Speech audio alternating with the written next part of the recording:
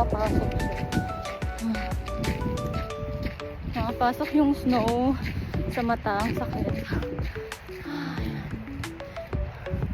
Tignan nyo yung sasakyan. May snow yan lahat. Yan na, pupunta na ako sa client ko. Hi! It's a gloomy weather and a little bit snow. Punta tayo sa